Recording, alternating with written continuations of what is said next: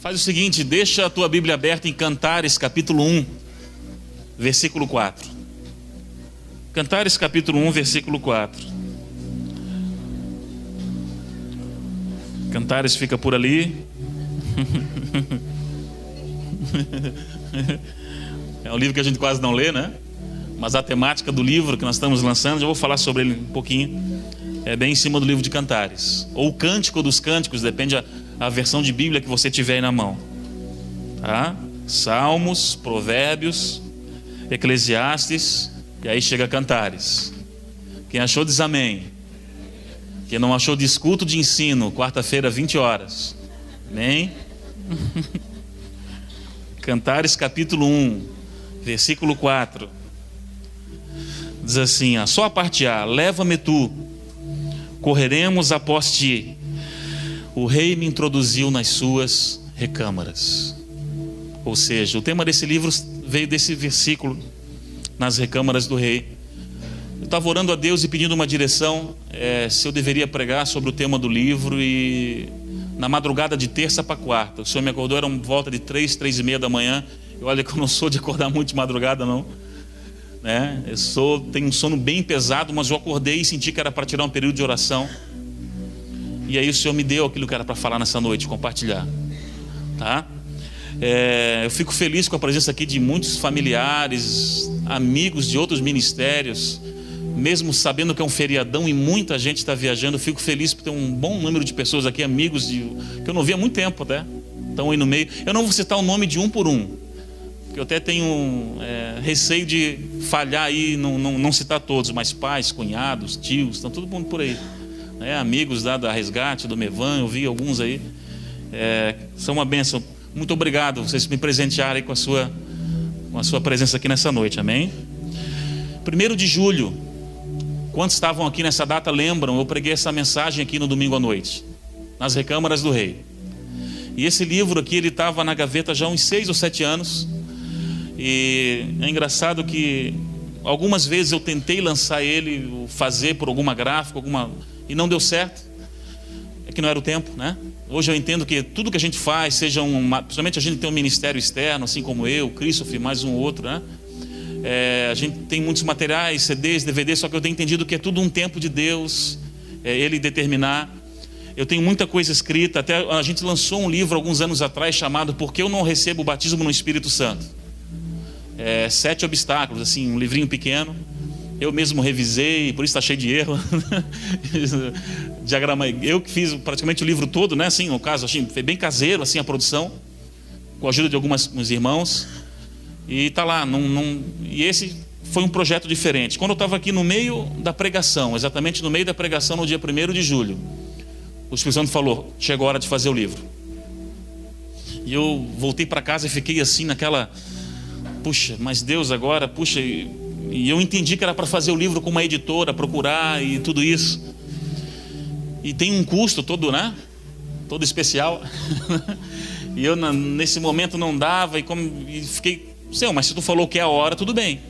Na terça-feira de manhã, eu recebo um e-mail de um pastor amigo meu do Rio de Janeiro, o pastor Wagner, que ele fala assim: André, eu tenho visto algumas pregações tuas no YouTube e tal. Tu nunca quis fazer um livro, não? Eu falei, meu Deus, domingo o Senhor falou comigo, né? Terça-feira, o meu filho tem uma editora aqui no Rio de Janeiro e tal, lá em, esqueci agora, é Xerém, mas a cidade é Duque de Caxias, agora não lembro agora a cidade lá. Marcelão sabe melhor que eu, né, Marcelo? E eu falei, puxa, então passa o contato do teu filho. Na terça-noite eu já estava mandando o livro para ele, o escopo do livro, o esboço. E na quinta-feira de manhã eu já recebi da editora todo um orçamento da produção, quanto ficaria. E em uma semana, alguns irmãos vieram e ofertaram na minha vida o valor todo da produção. Ou seja, coisa de nem 10 dias, o livro estava sendo produzido. Por isso que eu entendo que quando chega o tempo de Deus, não se preocupe. Quem sabe alguns de vocês têm alguns projetos engavetados aí há algum tempo. A hora que ele berrar, pam, chegou a hora. Ele manda recurso, ele provê a forma. E aí nasceu esse filho aqui. Alguns escritores, eu vou dizer para você, eu não me considero um escritor, eu sou metido apenas, tá? Metido a escritor. Eu já vi alguns depoimentos de algumas pessoas que disseram que um livro é como se fosse um filho. E eu achava esse termo, essa terminologia um pouco exagerada, né? Mas vivenciando toda a produção dele, deu trabalho. Toda uma gestação dele, eu vejo que realmente é como se fosse um filho, né? A gente vê ele pronto agora, chegando um dia que a gente está aí compartilhando. E eu queria falar alguns minutinhos sobre esse livro aqui. Porque, como eu falei, eu não vou pregar sobre ele, tá? Nessa noite. Nas Recâmaras do Rei, uma vida de intimidade com o Senhor, ela narra a história de um jovem chamado André. Só que é uma ficção, é um romance, na verdade. É uma história. Ele não é um livro doutrinário teológico, aquele livro conceitual, só de muitas informações, que às vezes pode até tornar a leitura um pouco maçante. Não, ele é um livro mais didático, até excelente para você presentear alguém que você está evangelizando, porque é uma leitura, é uma história de um jovem que ele acha esse versículo aqui, Cantares capítulo 1, versículo 4. E quando ele chega nesse versículo 4, nas Recâmaras do Rei, o livro inteiro é uma saga, uma corrida dele atrás dessas recâmaras. Então ele começa toda uma corrida de Deus ministrando lições, erros e acertos e por aí vai, até que então ele tem uma experiência final com Deus, aonde, obviamente eu não vou contar, né? E tem um desfecho todo especial. Vale a pena você ler, passar lá, alguns irmãos já pegaram ele lá, depois você adquire lá, vai ser uma bênção, principalmente para você estar presenteando alguém. É muito legal, ficou bem legal mesmo a história. Então assim, o meu pai acho que leu já de uma noite para outra, né? De sexta para sábado, depois veio me conversar comigo e perguntar ali algumas coisas do livro. Ele é bem didático, bem dinâmico e com certeza vai ser uma leitura que vai abençoar a sua vida. E qual é o propósito dele? O propósito é um só: levarem as pessoas a terem esse subtítulo aqui, uma vida de intimidade com Deus. É possível você conhecer a Deus numa profundidade maior. É possível você conviver com o Espírito Santo de uma forma intensa, de uma forma plena. Não só daquele Deus distante no trono lá, né? Ó, soberano, excelentíssimo Deus, Pai, tal, tal. É possível você conviver Ele como um amigo, como alguém próximo. E todo o sentido e o objetivo desse livro é justamente isso: te levar para uma proximidade com o Senhor, te levar para mais próximo dEle. Amém? Então, fica aqui a dica desse livro. Tem aqui são 100 e poucas páginas, ficou bem legal, ficou bem... foi um presente de Deus para mim mesmo. Era para esse livro sair apenas dia 16 de dezembro. Não era nem para ser agora, essa aqui é a verdade. E aí eu falei pro editor-chefe lá, eu falei: cara, me dá um presente de aniversário, cara, por favor, me dá um presente de aniversário. Eu queria muito lançar esse livro bem no dia do meu aniversário, e fiquei brigando com ele, mas cara, a gente vai ter que... não tem como, é muito pouco tempo. E aí, não sei, eu acho que eu achei graça lá diante dele, e ele colocou meu livro na frente de outros 3 que estavam sendo produzidos. E e ele falou: ó, nós não podemos queimar nenhuma etapa, que é muita coisa, né? Revisão ortográfica, diagramação, design gráfico, isso, parte burocrática de cadastro lá é um monte de coisa. E assim, ó, tem um prazo específico. Se furar uma delas, já não vai dar mais. E realmente a última furou, que era a entrega. Quando ficou pronto, a previsão de entrega do livro era dia 16, ou seja, terça-feira. E eu fiquei assim, pastor Carlos, mesmo que nós vamos fazer agora e tal, nem que eu vou de carro lá buscar, eu vou dar um jeito, né? E aí a gente conseguiu, aí a gráfica conseguiu um preço de uma empresa aérea, e ficou assim um preço bem bacana, e deu para chegar aqui, chegou faz uns 10 dias já, e deu tudo certo. Isso que é bênção, tá? Então, gente, é isso. E eu queria que você abrisse em Lucas agora, capítulo 2. Lucas capítulo 2.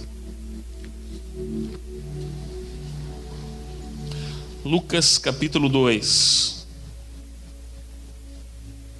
versículo 25.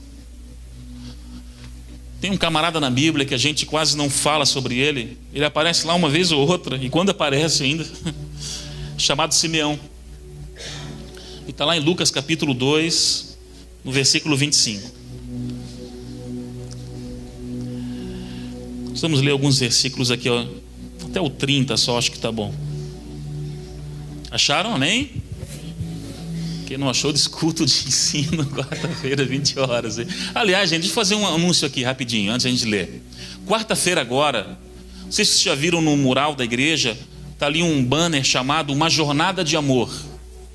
Livro de Ruth, estudado versículo a versículo. Nós vamos começar aqui na quarta-feira, estudar o livro de Ruth.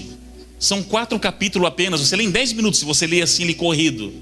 Mas tem tanta preciosidade que tem dentro desse livro, que nós vamos começar aqui na quarta-feira agora um estudo sobre esse livro. É para você trazer caderno, trazer caneta. Nós vamos pegar Ruth capítulo 1, versículo 1, e vamos esmiuçar, destrinchar o versículo inteiro, trazer mapas, trazer uma série de coisas.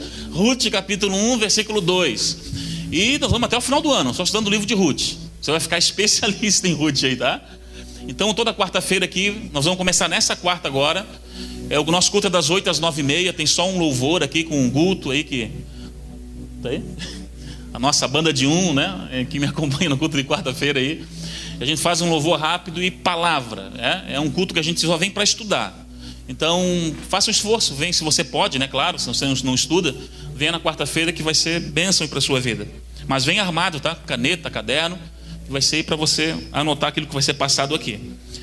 Vamos lá então, Lucas 2, 25. Havia em Jerusalém um homem cujo nome era Simeão, e esse homem era justo e temente a Deus, esperando a consolação de Israel, e o Espírito Santo estava sobre ele, e fora-lhe revelado pelo Espírito Santo que ele não morreria antes de ter visto o Cristo do Senhor. E pelo Espírito foi ao templo, e quando os pais trouxeram o menino Jesus para com ele procederem segundo o uso da lei, ele então o tomou em seus braços e louvou a Deus e disse: agora, Senhor, podes despedir em paz o teu servo segundo a tua palavra, pois já os meus olhos viram a tua salvação. Amém? O tema dessa noite vai ser aguardando a promessa, porque eu sei que tem guerreiros e guerreiras aqui que estão esperando algo da parte de Deus, e essa palavra vai de encontro ao teu coração, assim como eu também, nessa noite. Querido, nós temos sonhos. Quem não tem sonho aqui? Quem não idealizou algo? Quem não tem projetos de construir algo, de adquirir algo, de constituir algo? Todos nós temos sonhos. Aliás, quando uma pessoa não tem mais sonhos e projetos, ela simplesmente morreu, deixou de viver. Porque o que nos move a continuar caminhando e continuar trilhando a trajetória são alvos, são metas, são projetos, são coisas aqui que às vezes queimam no nosso coração e que a gente batalha dia após dia para poder alcançá-las. E é tão bom que o Senhor, além de nos salvar, tirar muitas vezes alguns de uma vida de lama, de lodo, de podridão, e colocar sobre uma rocha firme que é Jesus, Ele ainda te acrescenta promessas. Ele diz assim: para ti, Christopher, para ti, Davi, Marcos, eu quero acrescentar algo na vida de vocês, eu quero fazer de vocês isso, aquilo, eu quero usá-los no reino para que o evangelho seja intenso através da vida de vocês. Todos nós temos sonhos, projetos. E alguns é aquela faculdade de medicina, ou aquela faculdade que às vezes monetariamente ou com os recursos teus não consegue alcançar, mas você sonha que um dia, de alguma forma batalhando, você vai alcançar. Alguns é o matrimônio, o casamento. Puxa, eu sonho casar, eu sonho construir uma família, eu sonho ter filhos, eu sonho ter um lar bem estruturado, abençoado. Outros é um carro. Puxa, eu sonho em ter aquele carro X ou aquele carro Y. E às vezes o que tem isso? Nada demais. Claro, desde que isso não roube toda a sua prioridade, mas que a sua prioridade seja o Senhor. É bom ter sonhos, é bom ter alvos. A casa própria, ou o carro tão sonhado, ou enfim, ou um ministério bem sucedido, alcançar, ou gravar um CD, ou lançar um livro. Alguma coisa para Deus, que o ministério na verdade não consiste só nisso, né? O ministério, a maior parte é lá fora, sendo referência para outras pessoas, discipulando pessoas, treinando elas para que elas possam promover o nome do Senhor. Mas nós temos sonhos de romper no ministério, de uma série de coisas. Só que, querido, os nossos sonhos, os nossos desejos, eu sei que você tem aí alguns bem específicos. Quem sabe alguns até que foram frutos de uma manifestação de um dom espiritual, como por exemplo o dom profético. Alguém veio para você e disse: filho, o Senhor te diz assim, ou assim. Então entregou algo para você e você sabe que testificou aquilo no teu espírito. Quem sabe deu uma visão para você. Agora eu vou dizer uma coisa: esses sonhos, ele tem um dia e um tempo para eles fluírem, para eles acontecerem, para eles realmente se tornarem realidade. E na nossa vida, querido, a nossa vida realmente, na verdade, ela reserva algumas surpresas. E às vezes as coisas não saem como nós planejamos, né? Aquele casamento que você projetou tanto, daqui a pouco você começa a se deparar com traições, ou a pessoa com vícios, e a sua casa que você idealizou, um lar todo de doçura, de paz, de ternura, vira um ringue, uma batalha. E às vezes a gente começa a questionar: Deus, eu sonhei tanto na minha adolescência, na minha juventude, com isso e com aquilo, o que aconteceu da minha vida? Ou até mesmo todo um cuidado que você teve com os filhos, de cuidá-los e tratá-los. Daqui a pouco você vê eles jogados nas drogas e por aí vai, perdendo o controle deles, ou alguns fugindo de casa. E questionamos a Deus. E os nossos sonhos? Ou às vezes Deus prometeu algo para você aqui, e a sua vida hoje é 180 graus diferente daquilo que Deus projetou e prometeu. Completamente diferente. Deus prometeu que eu ia para as nações. Eu não consigo pregar nem no bairro. Não aparece nada para mim, as coisas não acontecem, não fluem, não rompem. O que está acontecendo? E vem perseguições muitas vezes, vem calúnias, vem enfermidades. Aquela enfermidade parece que fora de hora aos nossos olhos, que travam ainda mais o nosso caminhar. Puxa, e agora? Problemas, situações adversas que vêm impedir o nosso foco nos sonhos de Deus, eles sempre vão acontecer. Aliás, isso é bíblico.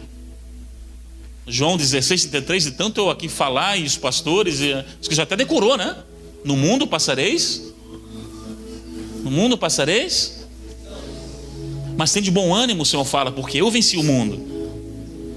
Maior está conosco que aqueles que estão lá fora, né? O inimigo de nossas almas. Maior é o Senhor que está conosco. Mas as provas, as dificuldades, as crises, elas são necessárias para moldar o caráter, ajustar a tua conduta, para te levar mais próximo daquilo que é o centro da vontade dele. Aliás, se não tivesse uma briguinha de vez em quando, no bom sentido, nem teria graça, né? Quando eu falo briguinha, eu falo de uma dificuldade que bate a porta, que parece que faz roubar a convicção do sonho. Mas quando você consegue passar por isso, você vê que se tornou uma pessoa mais forte, ainda mais convicta daquilo que Deus tem, com muito mais experiência e bagagem nas costas, para inclusive poder ensinar outros e compartilhar com outros. Agora, quando você se depara com alguma coisa que está acontecendo fora daquilo que você projetou, planejou ou sonhou tanto, você tem só dois caminhos a tomar. Não tem mais do que isso. É uma bifurcação. Você está vindo num caminho, sonhando, acreditando, de repente chega numa bifurcação. E agora? Ou você pega o caminho aqui, um deles, que significa continuar sonhando, continuar acreditando, dizendo: o Senhor, ainda que a figueira não floresça, nem haja fruto na vide, dá uma de profeta Abacuque, né? Todavia eu me alegrarei no Senhor, exultarei no Deus da minha salvação. Ou você entrega os pontos e para. É o caminho número 2. Eu sei que alguns aqui nessa noite estão nessa bifurcação e está na hora de escolher. Ou você continua sonhando, ou você para. Ou você continua acreditando que o que o Senhor colocou no teu coração é algo realmente dele, ou então pega uma linha e parte para outra. Só que se você decidir continuar sonhando, mal você sabe que logo ali na frente o romper de Deus virá, o tratar dele virá, a cura virá, os recursos virão. Porque aquilo que Deus promete, Ele faz, meu irmão. Deus promete, Ele faz. A Bíblia diz em Números capítulo 23, não precisa abrir não, versículo 19, diz que Deus não é homem para que minta, nem filho do homem para que se arrependa. Teria, pois, Ele prometido e não faria? Ou falaria e não confirmaria? O meu Deus é aquele que fala e faz. O seu também. Então por que duvidar? Só que eu sei que não é fácil, na teoria parece ser muito fácil. Não, é porque não é com você. Não é você que está faltando coisa dentro de casa lá. Não é que você que não está conseguindo alcançar as dívidas ou coisa parecida. Não é você que está com essa enfermidade. Eu sei. Só que a sua luta, a gente tende a criar uma grandeza na nossa luta que parece que é sempre maior do que todo mundo, querido. Aqui do seu lado tem gente com luta bem pior do que você. Você não é o único que passa por dificuldades. Todos nós temos nossos dilemas, nossas brigas interiores, crises internas, externas, de tudo quanto é lado que você possa imaginar. Todos nós passamos por isso. E sabe o que é interessante? Simeão, cara. Simeão. Simeão era um homem de Deus. Nosso personagem dessa noite. Um dia Deus falou uma coisa para ele e fez uma promessa. Entenda, a maioria dos estudiosos acreditam, pelo menos é a tese que defende, que quando Deus se revela para ele, ele era jovem, era novo. Deus chega para um homem em Israel e fala assim: olha, você não vai morrer, você não vai partir para uma melhor, enquanto você não segurar no teu colo o Messias, aquele que há de vir, o profetizado. Você imagina o que era para um homem receber uma palavra dessa? Você não tem noção. Os judeus, eles respiravam essa questão do Messias, porque o Messias é profetizado desde Gênesis capítulo 3, versículo 15, quando Deus fala assim: virá aquele que pisará a cabeça da serpente. E estamos pregando dele aqui sei lá quantos mil anos depois. Quando você se encontra numa bifurcação no deserto da sua vida, você tem duas escolhas: ou você aceita e continua, ou para. Se você aceitar e continuar, você vai marcar não só a sua vida e da sua família, mas vai marcar uma geração. Lembra lá de Hebreus capítulo 11, heróis da fé? Citando aqueles homens que venceram dificuldades, atrocidades, foram perseguidos, foram detonados. E Deus mesmo assim os manteve firmes. Porque continuaram acreditando que um dia Deus ia intervir, um dia a sarça ia arder. E o tempo de viver o melhor de Deus ia chegar. Quando eu falo o melhor de Deus, o melhor já veio, que é Jesus. Mas o melhor em termos de promessas específicas para você. Uma hora vai chegar. Se você planta, uma hora você vai colher. Senão a lei de semeadura de Gálatas 6,7 seria uma mentira. Tudo aquilo que o homem planta, ele vai colher. Então continue acreditando, continue, porque vai chegar uma hora, Simeãozinho lá na casa dele, velhinho já, quem sabe, o Espírito Santo chega para ele assim: Simeão, vai no templo. Ô Simeão, dá um pulinho lá no templo. Meu Deus, agora não é a hora da oração. Vai lá que chegou o tempo, Simeão. E quando ele chega no templo, o Espírito Santo mostra para ele: está ali o menino. Você imagina a cena de Simeão pegando esse menino no colo, gente? Imagina essa cena. Meu Deus, eu pensei que eu ia embora e Deus não ia cumprir essa coisa nunca mais. Mas Simeão, ele pegou aquela criança no colo e falou: Deus, tu és fiel. Pode despedir agora, pode matar agora, pode aqui, acaba comigo agora. A promessa se cumpriu. A tua palavra mais uma vez ela se cumpriu. Sabe qual é o meu maior medo? É nós perdemos o tempo da visitação de Deus para o nosso ministério. E o segredo da vida de Simeão, assim como Moisés e outros, é que mesmo às vezes duvidando, eles não perderam o governo do Espírito. Porque é uma coisa muito diferente entre o Espírito Santo só te acompanhar e ele governar você. Você quer que o Espírito Santo apenas te acompanhe ou ele te governe? Quando você é governado pelo Espírito, você começa agora a andar debaixo das direções dele e fazer aquilo que ele te orienta a fazer. Porque se Simeão não tivesse tão conectado a Deus, ele não teria ouvido a voz do Espírito: ei, vai no templo.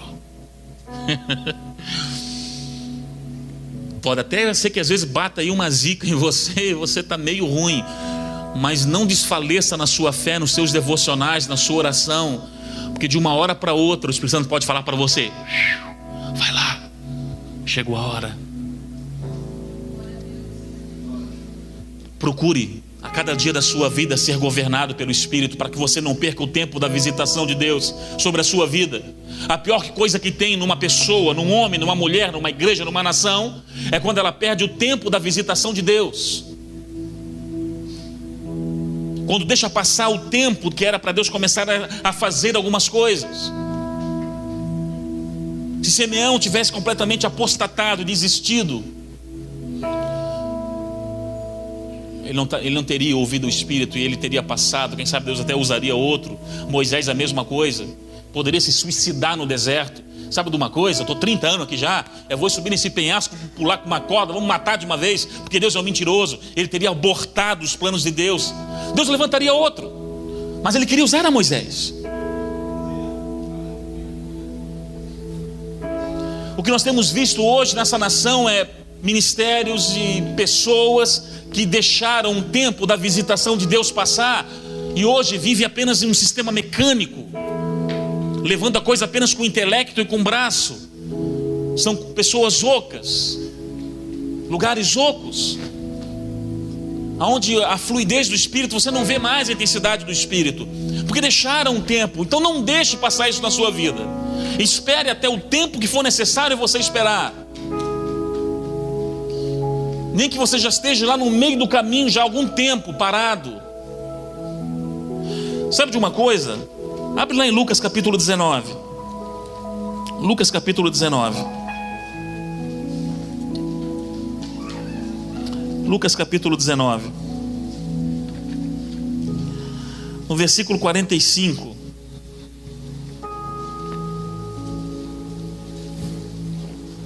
Melhor, no 41.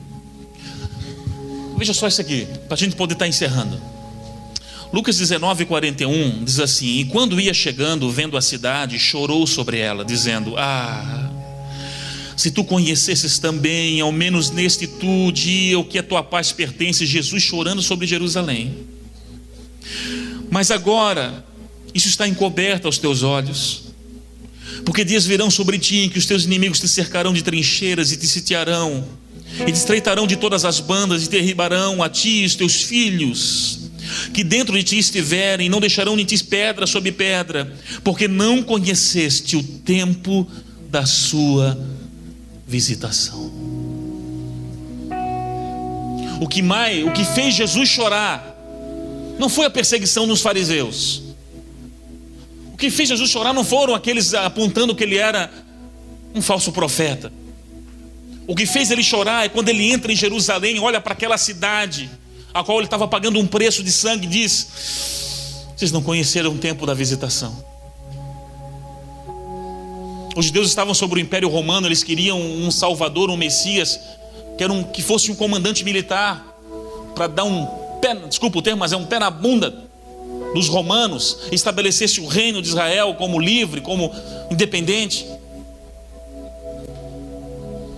Mas não, Jesus ele veio não para estabelecer um reino aqui, físico, mas um reino sobrenatural, um reino celestial, e marcar um tempo de novo, de um elo agora, de uma ligação do homem com Deus. E Jesus chora sobre Jerusalém, porque ela não conheceu o tempo da sua visitação. E por não conhecer o tempo da sua visitação, eles pereceram, porque no ano 70 depois de Cristo, ali veio o comandante Tito, veio as tropas e acabaram com tudo, derrubaram o templo, e essa profecia aqui de próprio Senhor Jesus se cumpriu. Não perca o tempo da visitação de Deus sobre a tua vida. Os anos têm passado, as oportunidades têm passado pela sua frente, você não tem feito nada. Rompa com seus ideais, rompa com esses conceitos pré-estabelecidos que você tem. Rompa com tudo, com a religiosidade, rompa com as máscaras, rompa com aquilo que te separa de Deus, e tome uma posição para que tu não deixe passar o tempo da visitação sobre a sua vida. Ainda há uma esperança, porque você respira. Ainda há uma esperança. Por você respirar e por você estar aqui, eu te digo, ainda há uma esperança. Não deixe passar o tempo da visitação de Deus sobre a sua vida, sobre o seu ministério, porque Ele quer te usar com intensidade, com unção, com graça. E você, os seus, o seu bairro, a sua nação, Verá que na sua vida que Deus é fiel, que Ele cumpre as suas promessas. Vai chegar a hora, mais cedo ou mais tarde, que você vai segurar lá como Simeão no colo a promessa que Deus fez para você. Porque um dia ela chega. Um dia a sarça arde, quando você menos espera. Sejamos mais apaixonados e mais intensos por tudo aquilo que Deus já projetou para nós e tem para nós. Não aceite respingos, apenas respingos. Flua no rio de Deus, flua no rio de Deus. Não se contente com respingos. Eu não quero mais respingos apenas. Eu quero fluir naquilo que Deus tem para a minha vida. E seja intenso, seja apaixonado. Sabe o que é necessário? Sabe qual é a próxima coisa que o Senhor faz depois de chorar sobre Jerusalém por ela não conhecer o tempo da visitação de Deus? Ele purifica o templo. E entrando no templo começou a expulsar todos que nele vendiam e compravam, e dizendo-lhes: está escrito, a minha casa é casa de oração, mas nós fizestes ela covil de salteadores. Ele começa a derrubar as mesas e começa a expulsar os cambistas. Ele imagina que esse aqui é o templo em Jerusalém, esse quadrado aqui, o púlpito. Ao redor do púlpito existiam alguns boxes que eram destinados aos gentios, para eles poderem também ali, ou alguns prosélitos, fazerem também os seus sacrifícios. E justamente esses boxes externos estavam sendo tomados pela venda, pelo comércio, pela ganância. E Jesus, quando olha aquilo, se revolta e fala: não, a minha casa é casa de sacrifício, de oração. Vocês transformaram ela Não tinha nada de errado com a venda deveria ter, porque tinha pessoas que percorriam 1.000, 1.500, 2.000 quilômetros para ir sacrificar a Deus em Jerusalém.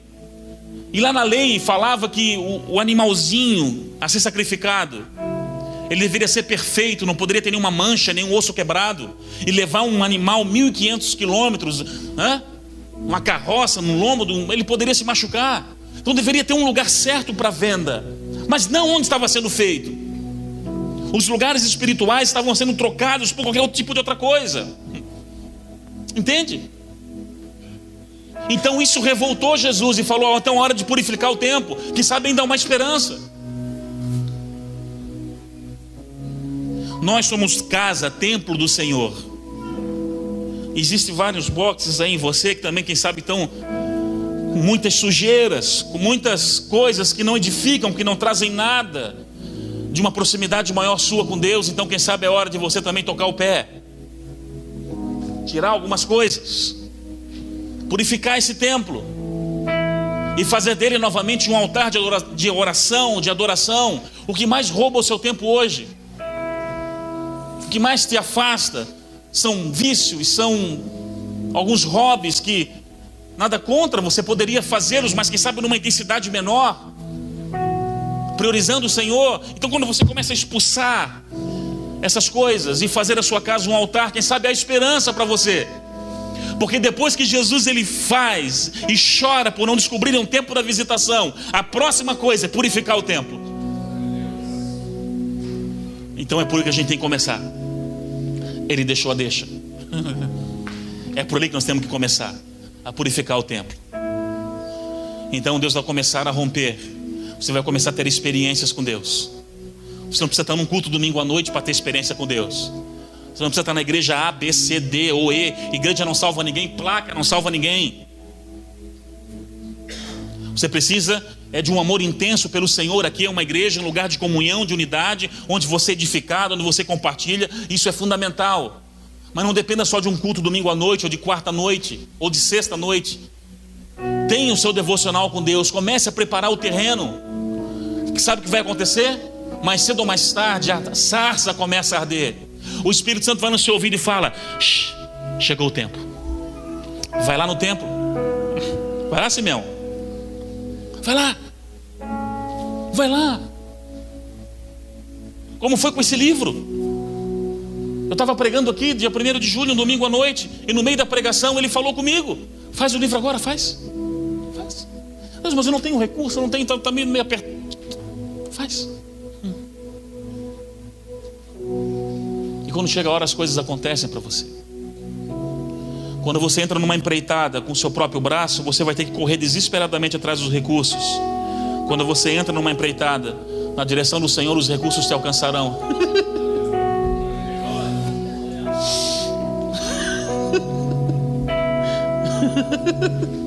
Eles vão te alcançar, cara. De alguma forma ou de outra, eles vão te alcançar. Se coloque de pé nessa noite. Se coloque de pé nessa noite.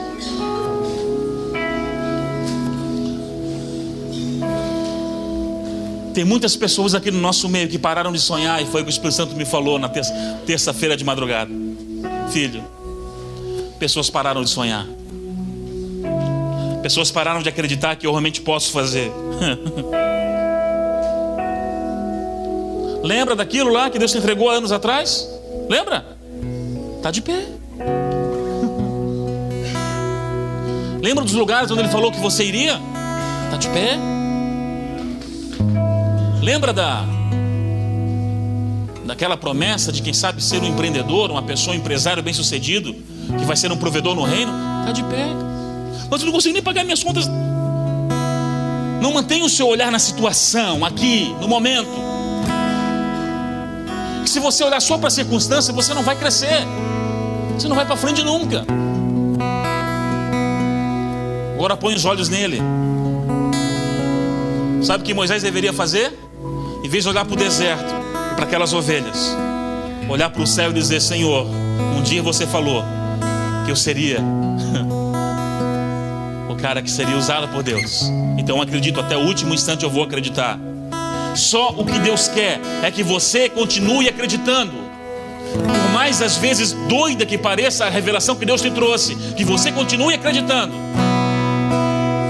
Saia aqui turbinado nessa noite, sabendo que o Senhor vai fazer, mais cedo ou mais tarde Ele vai fazer. Não duvide mais. Não fique coxando entre dois pensamentos. Será que Deus? Será que não é? Será que é? Será que não é? Seja intenso. Continue acreditando. Vai ter momentos de chorar, vai desanimar, vai. Mas seja algo passageiro. E você já se levanta de novo e fala: vou continuar caminhando. Porque vai chegar uma hora que o Espírito Santo vai dizer assim para mim: ei, vai no templo. Ele está lá, vai no templo. E aí você,